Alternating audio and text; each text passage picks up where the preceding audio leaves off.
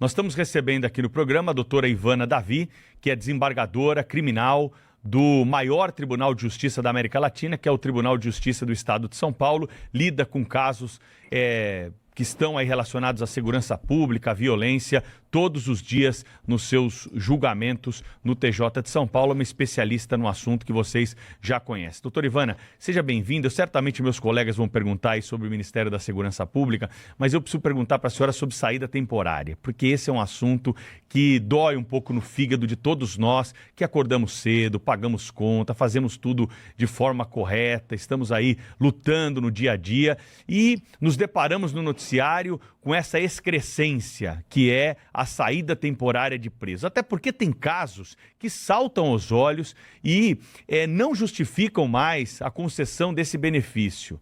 Tem um caso do Rio de Janeiro que eu queria compartilhar com vocês. Marco Aurélio Martinez, guarda esse nome, integrante do Comando Vermelho. No registro dele lá no Rio, tem 2 tentativas de fuga recente da cadeia. Uma com a utilização de um helicóptero. A outra, ele foi pego no túnel, cavando o túnel para fugir da cadeia. O que aconteceu com ele no fim do ano passado? Ele foi beneficiado com a saída temporária de presos. Ele ganhou as ruas, ganhou a liberdade, né, com algumas restrições, como nós todos sabemos. O que vocês acham que aconteceu com ele agora na saída temporária de presos? Espera aí, vou dar um tempinho para vocês pensarem aí. Eu acho que ele ficou quietinho em casa e representou na volta. Se representou na volta, né? Então, pois bem, Thaís, você errou completamente. Ele não foi pego cometendo nenhum crime, pode ser que tenha cometido algum crime, mas não voltou para a cadeia. Era óbvio ou não era óbvio que ele não ia voltar? Então essa é a pergunta que a gente faz de um caso específico. Em São Paulo são mais de 1.000 que não retornaram, praticamente um presídio aí, o tamanho de um presídio do interior do estado de São Paulo, mais aqueles 85 que voltaram porque cometeram crimes e mais 1.000 que descumpriram medidas durante a concessão do benefício, ou seja, né, não cometeram crimes, não foram pegos cometendo crime, mas não estavam em casa na hora que deveriam estar, saíram da cidade. Fiz um preâmbulo muito longo aqui, porque o assunto é importante, mas eu quero passar a bola para a doutora Ivana para que ela possa trazer algumas considerações sobre esse momento que estamos vivendo aí com mais presos em nosso convívio que saíram pela porta da frente das cadeias no fim do ano passado. Bom dia para a senhora, doutora Ivana. Bom dia, Pedro, bom dia, Thaís, bom dia, Sônia, Adriana, todos que nos acompanham aqui pelo jornal. Gente, pois é, né? Ao que a gente parece, entra ano, sai ano e a gente não consegue avançar nessa pauta sobre saídas temporárias. O grande desafio é que hoje, ao contrário dos outros anos, existe uma lei que proíbe esse tipo de saída, a tal da saidinha, um projeto de lei pelo deputado Derrite, que foi sancionado, promulgado e está em pleno vigor, proibindo, né, essa saída temporária, inclusive com um lapso hoje bem maior para aqueles que querem ou pretendem esse direito. Entretanto, como sempre acontece nas nossas falas, o entendimento jurisprudencial, principalmente das cortes anteriores, tem entendido que esta lei que impede a saída temporária só se aplica para crimes praticados após, né, essa lei, a promulgação da lei, entrar em vigor. E por isso a gente vive, Pedro, esse ato onde um indivíduo, né, condenado, cumprindo pena, com esse perfil de periculosidade, consegue ainda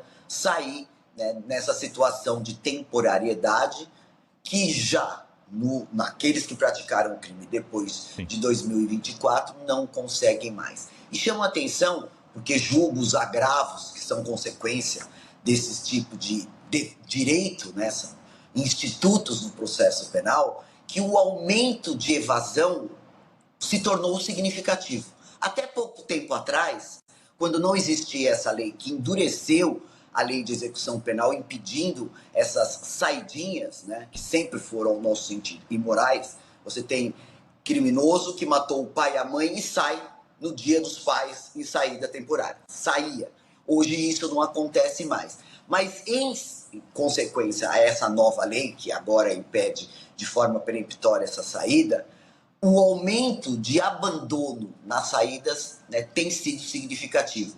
Antes não voltavam 500, não voltavam 100, e esse ano o aumento foi de mais de 1.000 presos aqui, por exemplo, no estado de São Paulo. Mas é uma situação que, em anos, eu sei que anos é um tempo que dói muito, principalmente para a sociedade, deve acabar, porque a lei que está em vigor impede, e aí sim, de forma peremptória, que um indivíduo com esse perfil tenha o direito à saída temporária. Doutora Ivana, deixa eu colocar aqui então em debate também aquela discussão que a gente teve antes a respeito da criação de um Ministério da Segurança Pública. A senhora que é desembargadora, que atua na área criminal, vê de que forma essa possibilidade? Só criar um ministério já seria um primeiro passo? Qual que é a sua visão a respeito desse assunto? A gente está em ano eleitoral e o fato de que a segurança pública é hoje, em todas as pesquisas, a maior preocupação do brasileiro, deve estar batendo lá na porta do Palácio do Planalto, né? Pois é, Thaís. Eu acho que esse momento, né, e levando em consideração que será um ano eleitoral, já estamos em plena campanha eleitoral em muitos pontos, a segurança deveria ter um olhar mais cuidadoso. O fato de agora a gente sabe que esses cargos dependem de outras circunstâncias que não só a competência ou a formação em segurança pública causa em nós do sistema de justiça e próprio aqueles que atuam no sistema de segurança e a toda a sociedade em geral, um medo muito grande do que pode acontecer.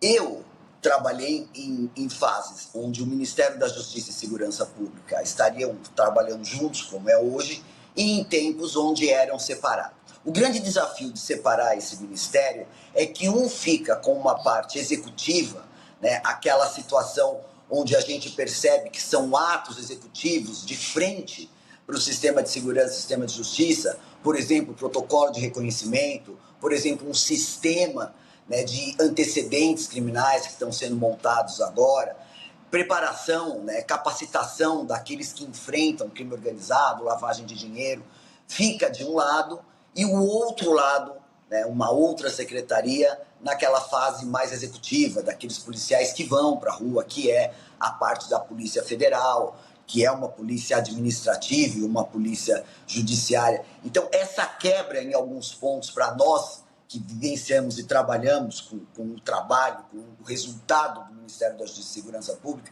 é um pouco preocupante, porque ela fica rachada. O modelo que a gente tem hoje, do ministro Lewandowski, é um modelo que, nesses últimos meses, tem funcionado de forma muito, muito otimizada. Nós estamos tendo muitas mudanças nessa estrutura orgânica do Ministério da Justiça. O Ministério da Justiça, o Poder Executivo, ele traz balizas, ele tem portarias, ele tem sistemas, ele tem o dinheiro que financia e capacita a polícia em geral, né? E isso tem sido muito bom. Esse momento, né, essa cisão, nos causa preocupação, porque literalmente, vindo um nome novo ou dois nomes novos, a gente volta para o zero, e isso é muito preocupante, e nos dá essa preocupação de uma cisão. Um fica com uma parte mais teórica e o outro fica com uma parte mais executiva, a parte de frente, a parte que vai lá na rua e, por exemplo, como a FICO, impõe uma operação que envolve o país inteiro, por exemplo, no combate contra crimes sexuais envolvendo adolescentes. Então, como você mesmo coloca, e é uma preocupação de todos, do cidadão, até porque segurança hoje é o top 10, é o número 1, né, da preocupação de toda a sociedade. Mas é uma escolha política e nós ficamos observando e torcendo para que essa escolha seja no melhor nome. O melhor caminho, obviamente, são nomes que tenham envolvimento, que tenham experiência, que tenham expertise e que conheçam a estrutura gigantesca que é o Ministério da Justiça e Segurança Pública no nosso país. Doutora Ivana, um bom dia para a senhora. Obrigada por estar aqui elucidando esse tema tão caro para a população, né, que é segurança pública. Vou pegar até o gancho da Thaís. Segurança pública é hoje a principal preocupação nas pesquisas eleitorais. A gente vê muita promessa de todos os lados, só que ninguém vê ações concretas de uma forma eficaz, efetiva. É fácil falar em segurança, mas nenhum político fala claramente em combate ao crime organizado. A gente sabe, todo mundo tem medo. medo. Mas se é para ter medo, se é para ter combate, a gente precisa de alguém que faça o papel que se presta a fazer. A senhora vê luz no fim do túnel nessa luta contra o crime organizado? Olha, Sônia, eu tenho que ver, eu tenho que sentir pelo menos a existência dessa luz ao final do túnel, até porque trabalho com o tema há 35 anos. Mas você está colocando um ponto que é importantíssimo e que é a realidade. É combater crime organizado, né, você precisa fazer autofagia, Sônia. Você precisa ter a coragem de assumir que existe crime organizado, facção criminosa, como temos desenhado pelo próprio Ministério da Justiça e Segurança Pública, 90 facções criminosas no nosso país. E mais do que ter a coragem de reconhecer e enfrentar isso, é ter a humildade de cortar a própria carne. É impor, entender, né, assumir as suas dificuldades, investir no combate ao crime organizado, que não tem mais aquela leitura de morador de comunidade simplista, andando de moto, com um fuzil nas costas, subindo morro, com 50 papelotes de cocaína. O crime organizado hoje, Sônia, ele tem um viés que, como nós acompanhamos aqui pela Band News e pela Rádio Bandeirantes, que está nos grandes centros, como, por exemplo, na Avenida Paulista, nos bairros bem frequentados desse país, e numa sociedade onde que você vai comprar o pão e aquela padaria lava dinheiro do crime organizado.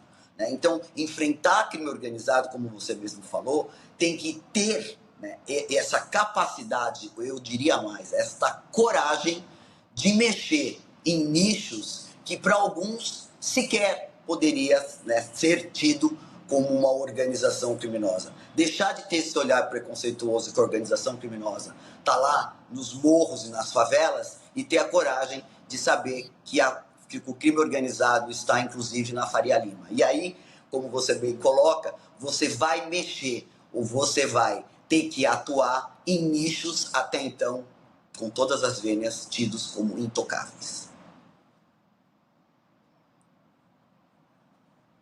Adriano, estamos com a doutora Ivana Davi aqui para conversar um pouquinho sobre segurança pública.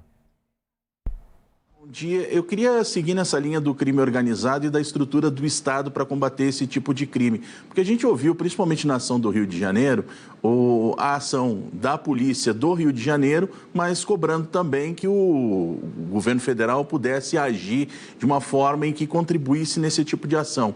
Por outro lado, a gente vê nas discussões por parte do governo federal de que não é só repassar dinheiro para os estados, de que o governo federal também gostaria de tentar fazer uma política em que o governo liderasse a ideia de um combate do crime organizado ou do crime em geral, e isso gera muita discussão. O próprio Conselho de Segurança defende o seguinte, que o governo federal deveria ouvir mais os secretários de segurança, porque eles têm ali e lidam com o dia a dia, e a partir do que o Conselho passa para o governo federal possa fazer com que se tenha uma política pública mais eficaz. Como é que a senhora avalia tudo isso? O governo tem que só repassar dinheiro? Como é que a gente pode organizar uma estrutura de que o crime organizado possa ser combatido e, de fato, a gente tenha uma política pública mais eficaz?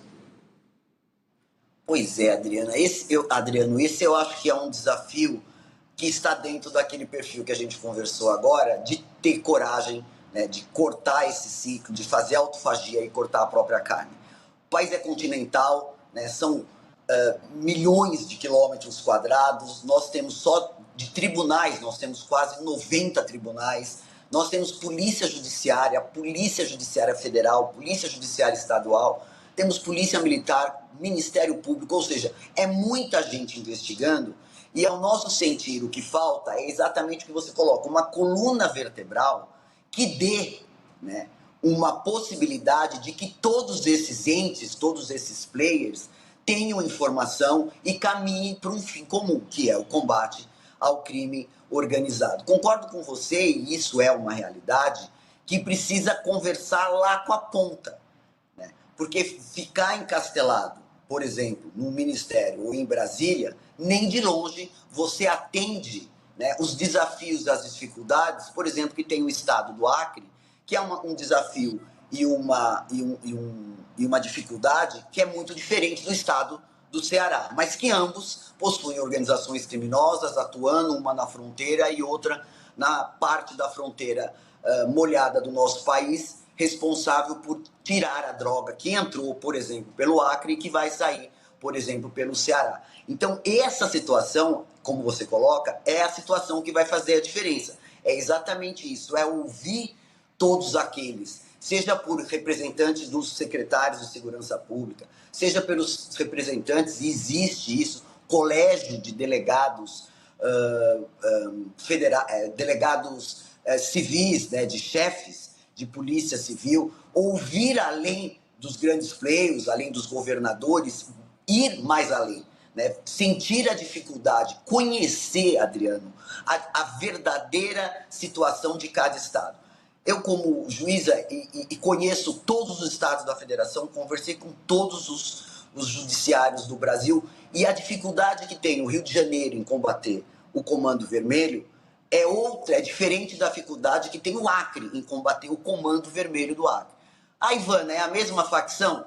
É a mesma facção, mas com operação, com forma de coordenação, com atuação diferente. E eu acho que é isso que nós temos esse desafio. Doutora, um país continental, 90 organizações criminosas. Doutora, deixa eu te perguntar, aproveitando sobre isso, o Brasil precisa reforçar suas fronteiras com a Venezuela pelo que está acontecendo lá a partir da operação americana? Há risco que facções, grupos criminosos que atuam nessa região aqui da América do Sul estabeleçam novas rotas pelo Brasil para enviar droga para fora aqui do continente? Pois é, Pedro. Eu estive em Roraima 2 meses atrás e esse desafio que você me coloca já é uma preocupação da Polícia Judiciária daquele estado. Nós já temos presos no Brasil, e olha, nós temos presos do Trem de Aragua, por exemplo, em Santa Catarina. Essa organização criminosa venezuelana já atua dentro do nosso território em pelo menos 4 estados. Eles falam, os juízes com quem eu conversei ontem, que está bem tranquilo, inclusive, né, nessa cidade fronteiriça, Pacaraima, se não me engano, a estrutura está bem tranquila, não está existindo confronto, é uma população muito tranquila, muito calma, mas lá já existe a atuação em bairros menos favorecidos dessa facção criminosa, que é uma facção, o Trem de Aragua, uma facção venezuelana, violenta tanto quanto Jalisco Nova Geração. É uma organização criminosa que mata, que extorque, que pratica crime de prostituição, tráfico de mulheres. Ela tem uma violência, né, maior que, pelo menos, por exemplo, a do PCC. Aliás, Trem de Aragua é uma organização criminosa ligada ao PCC aqui do nosso país. Mas, por enquanto, o que eles narram, principalmente os juízes que atuam ali nas audiências de custódia, que não se percebe nenhum perigo além daquela rotina que já é desafiadora naquele estado. É a informação que eu tenho dos colegas que atuam no judiciário de lá. Doutora Ivana Davi, desembargadora, sempre conosco aqui no Jornal Gente. Doutora Ivana, obrigada. Um bom começo de 2026. Até a próxima. Até a próxima. Obrigado. Obrigada.